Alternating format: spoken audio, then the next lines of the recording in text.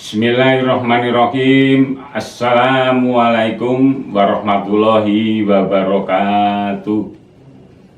Selamat siang para siswa-siswiku yang sangat saya cintai dan yang sangat saya banggakan. Kalian adalah calon-calon businesswan, calon-calon entrepreneur yang baik, yang selalu gigih, ulet di dalam berjuang. Para siswa-siswiku yang sangat saya cintai, hari ini kita ketemu lagi dengan Pak Kris melalui pembelajaran online, pembelajaran virtual atau pembelajaran daring.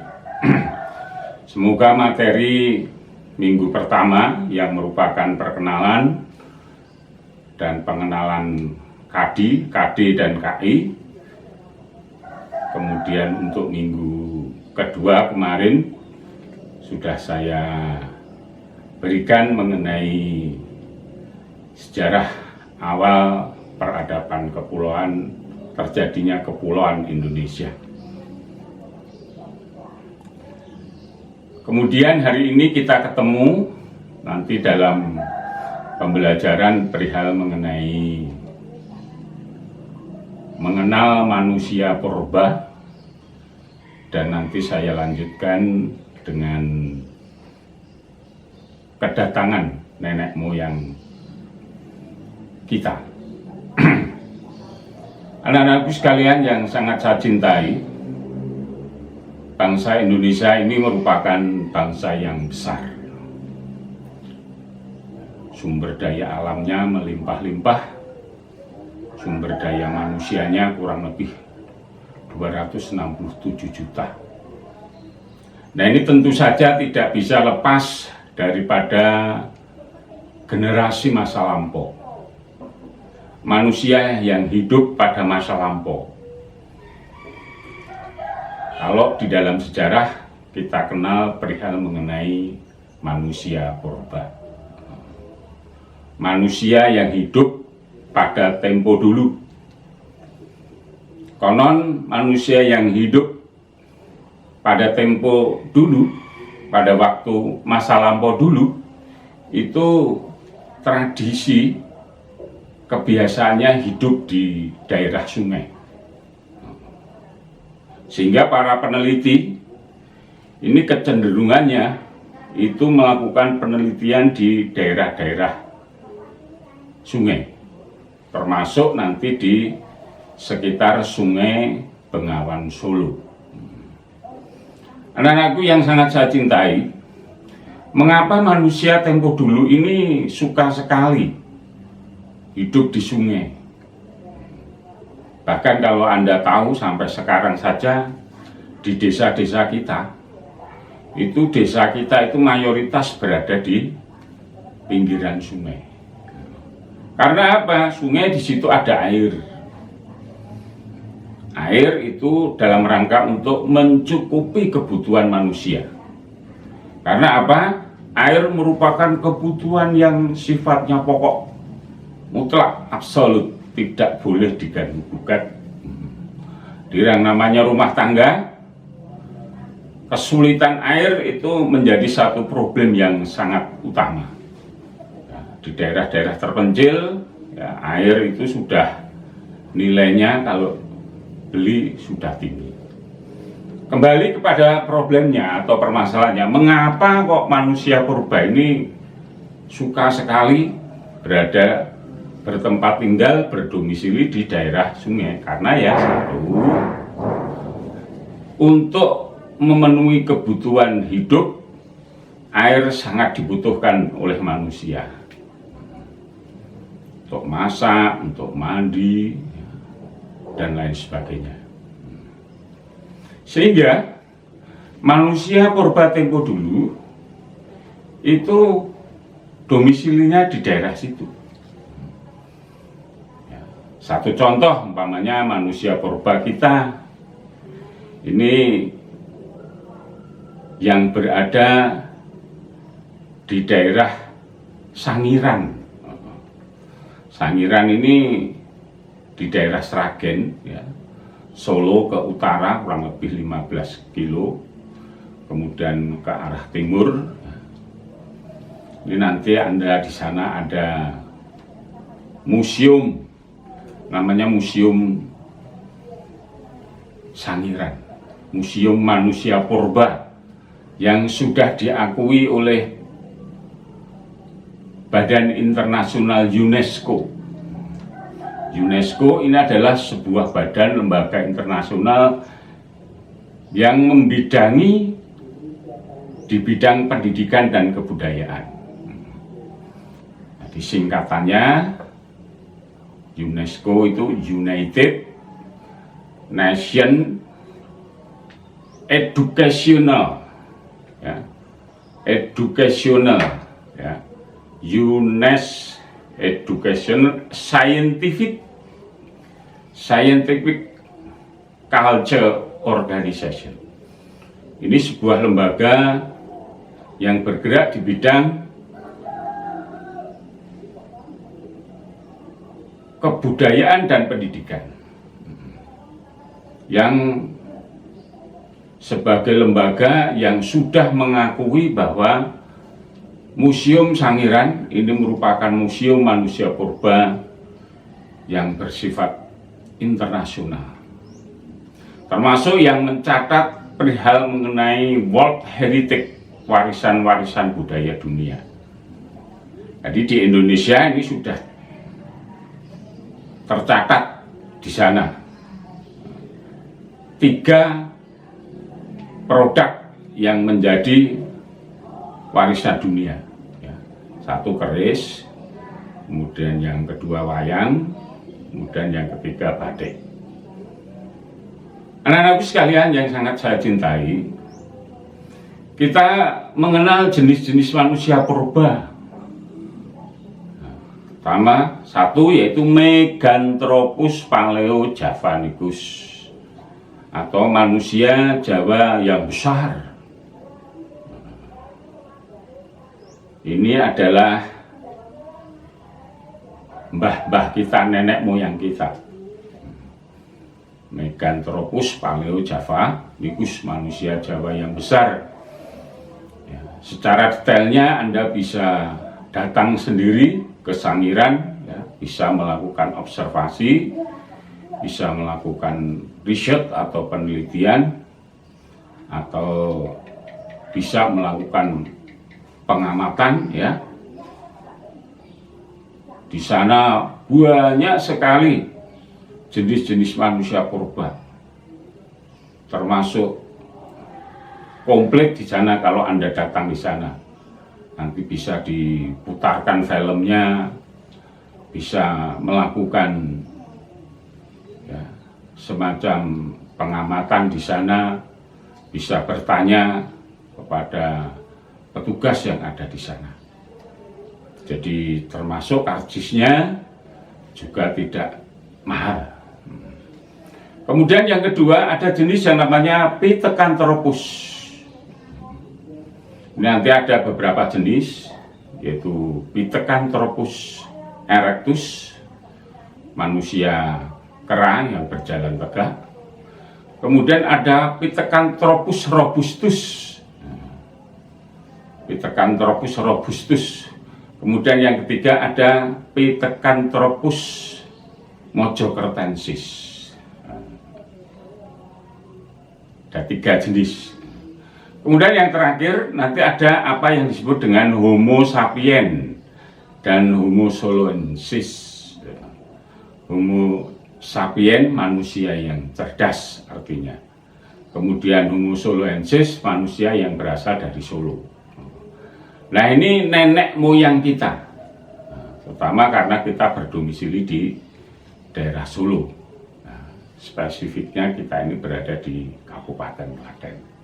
Ini mbah buyut kita, nenek moyang kita, ini Homo soloensis ini. Nah, kemudian mengenai tempat-tempat penemuannya, ini bisa dipelajari di dalam buku paket sejarah, di mana petugasnya ini sudah memberikan jadwal untuk pengambilan buku Nah, oleh karena itu detailnya dipelajari sendiri. Karena apa? Siswa sekarang harus aktif. Siswa sekarang sumber belajarnya banyak, tidak harus tergantung daripada gurunya. Mungkin siswa yang pandai, siswa itu kalau guru ini malah pinter siswa ini aja. Ya itu ya. Termasuk nanti peninggalannya dari manusia purba, ada apa yang dinamakan kapak persegi, kapak perimbas, kemudian kapak lancip atau yang sering disebut dengan chopper, yang banyak ditinggalkan di daerah Sumatera. Chopper. Lah apa gunanya kapak ini? Kapak ini digunakan untuk memecah barang-barang yang nanti menjadi sebagai sebuah kebutuhan, termasuk untuk memasak. Makanya pada manusia purba itu kebudayaannya masih bersifat kebudayaan batu. Mengapa disebut budaya batu? Karena fasilitas sarana prasarananya ini semuanya terbuat dari batu. Maka nanti ada beberapa zaman, yaitu apa yang disebut dengan zaman batu tua, Paleolitikum, ya. Paleolitos, ya. Batu tua. Kemudian ada yang disebut dengan Mesolitikum, batu tengah. Kemudian yang ketiga ada yang disebut Neolitikum, ya, batu baru atau batu muda. Dan nanti ada yang disebut dengan Megalitikum atau batu besar. Nah, masing-masing zaman itu nanti mewariskan beberapa jenis. Tadi sudah saya singgung apa itu kapak persegi, kapak perimbas, kapak chopper, dan lain sebagainya. Kemudian pada masa Megalitikum, ini masa di mana manusia sudah mulai mengenal agama, walaupun agamanya masih bersifat kuno, yaitu apa yang disebut dengan animisme, dinamisme, kemudian totemisme, kemudian juga feteisme. Jadi sudah mulai mengenal kepercayaan. Kemudian juga pada masa Megalitikum nanti ada beberapa peninggalan. Ada menhir. Menhir itu tugu batu. Kemudian ada dolmen. Dolmen itu meja batu. Ada sarkofagus. Sarkofagus itu semacam peti mati. Ada arca-arca.